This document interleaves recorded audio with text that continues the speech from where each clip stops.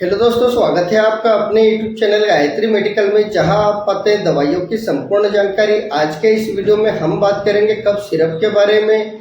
यह सिरप खांसी के साथ साथ जुकाम को भी ठीक करने के लिए यूज की जाती है। जानेंगे यह सिरप आपको मार्केट में किस नाम से मिल जाती है, इसकी क्या स्ट्रेंथ रहती है, इस सिरप में कौन कौन से कंपोजिशन मिलाए जाते हैं, इस सिरप का यूज किस प्रकार की खांसी को ठीक करने के लिए यूज किया जाता है, इस सिरप का क्या डोज रहता है, इस सिरप से क्या क्या साइड इफेक्ट हो सकते हैं और इस सिरप को लेते समय कौन कौन सी सावधानी रखनी होती है। यह सभी बातें जानेंगे इस वीडियो में, तो बने रहिए वीडियो के अंत तक, जिससे कि आपको इस सिरप के बारे में पूरी जानकारी मिल सके। तो चलिए वीडियो की शुरुआत करते हैं।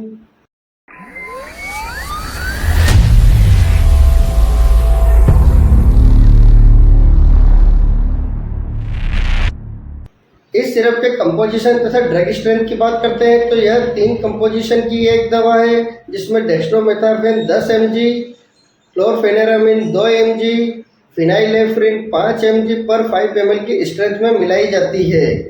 इस दवा में जो डेक्स्ट्रोमेथार्फेन है यह एक कफ सप्रेसेंट मेडिसिन है।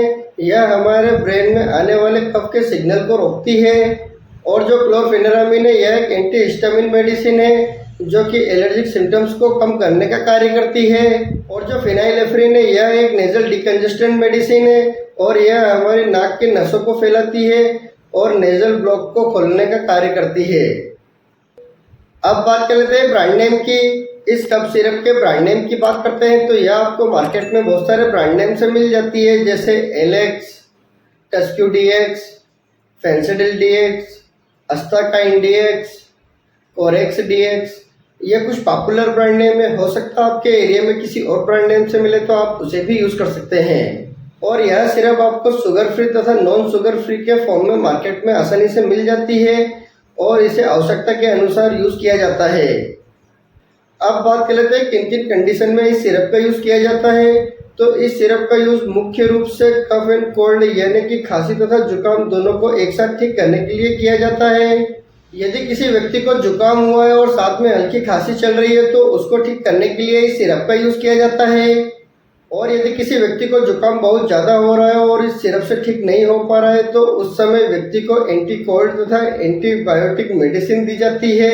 और इस सिरप का यूज ड्राई कफ यानी कि सूखी खांसी जिसमें बलगम नहीं आता है, गले में खराश रहती है, गले में इरिटेशन रहता है और इस सूखी खांसी के कारण व्यक्ति की सांस फूलना, गले तथा चेस्ट में दर्द होना, और यह खांसी ज्यादातर रात के समय में चलती है, जिसके कारण से व्यक्ति को रात को सोने में भी प्रॉब्लम होती है। और यह समस्या लगभग बच्चे, बड़े तथा बुजुर्ग सभी में देखी गई है। तो इस सूखी खांसी तथा जुकाम को ठीक करने के लिए डॉक्टर द्वारा यह सिरप प्रिस्क्राइब की जाती है। और इस सिरप को आप डायरेक्टली मेडिकल स्टोर से भी खरीद सकते हैं और इसे आप फार्मासिस्ट की सलाह से भी यूज कर सकते हैं।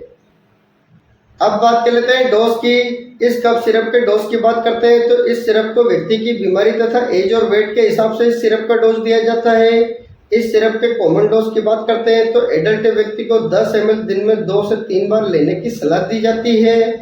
और यदि कोई बच्चा है जिसकी उम्र 5 साल से लगाकर 12 साल है तो उसे 5 ml दिन में 2 से 3 बार दी जाती है। और बुजुर्ग की बात करते हैं तो उन्हें 5 ml से लगाकर 10 ml तक आवश्यकता के अनुसार डॉक्टर द्वारा दी जाती है। इस सिरप के टाइम ड्यूरेशन की बात करते हैं तो इस सिरप को 5 दिन तक लेने पर काफी अच्छा फायदा मिल जाता है, लेकिन यदि किसी व्यक्ति को 5 दिन में फायदा नहीं मिलता है तो उसे 10 दिन तक भी दी जा सकती है। और इस दवा के साथ कुछ एंटी कोल्ड तथा एंटीबायोटिक मेडिसिन दी जाती है, जिससे व्यक्ति को जल्दी आराम मिल सके। अब बात कर लेते हैं साइड इफेक्ट की। इस कफ सिरप के साइड इफेक्ट की बात करते हैं तो इस सिरप के कुछ कॉमन साइड इफेक्ट हो सकते हैं, जैसे nausea, vomiting, abdominal pain, indigestion, sleepiness, dizziness, dry mouth, gastric irritations. इस प्रकार के कुछ कॉमन साइड इफेक्ट हो सकते हैं। इसके अलावा अगर और कोई साइड इफेक्ट होते हैं तो इस सिरप को लेना बंद करें और अपने डॉक्टर से कंसल्ट करें। अब बात कर लेते हैं प्रिकॉशंस की। इस सिरप के प्रिकॉशंस की बात करते हैं तो यदि किसी व्यक्ति को इस सिरप से किसी भी प्रकार की कोई प्रॉब्लम होती है तो आप इस सिरप का दोबारा यूज न करें। यदि कोई लेडीज प्रेग्नेंट है तो उस समय आप अपने डॉक्टर की सलाह से ही इस सिरप का यूज करें। यदि किसी व्यक्ति को स्किन से जुड़ी कोई समस्या हो जाती है, जैसे दांत, खाज, खुजली, स्किन जल गई हो, स्किन कट गई हो, या स्किन पर घाव हो गया हो तो उस समय यह सिरप तो दी जाती है, लेकिन उसे शुगर फ्री सिरप दी जाती है। इस बात का आप विशेष ध्यान रखें। यदि आप इस सिरप का यूज कर रहे हैं तो उस समय आप अल्कोहल तथा स्मोकिंग का सेवन बिल्कुल ना करें। यदि आप इस सिरप का यूज कर रहे हैं तो उस समय आप ड्राइविंग या किसी हेवी मशीनरी पर काम ना करें। यदि आपको किसी भी प्रकार की कोई प्रॉब्लम हो या आप किसी भी प्रकार की कोई मेडिसिन का यूज करते हैं तो आप अपने डॉक्टर को जरूर बताएं। आपसे एक रिक्वेस्ट करूंगा, आप अपनी मर्जी से किसी भी प्रकार की कोई मेडिसिन का यूज ना करें। आप अपने डॉक्टर या किसी फार्मासिस्ट की सलाह से ही मेडिसिन का यूज करें। उम्मीद करता हूं कि आपको इस कफ सिरप के बारे में पूरी जानकारी मिली होगी। अगर वीडियो अच्छा लगे तो लाइक करें, शेयर करें, सब्सक्राइब करें, जिससे कि और भी लोगों को जानकारी मिल सके। जय हिंद, जय भारत।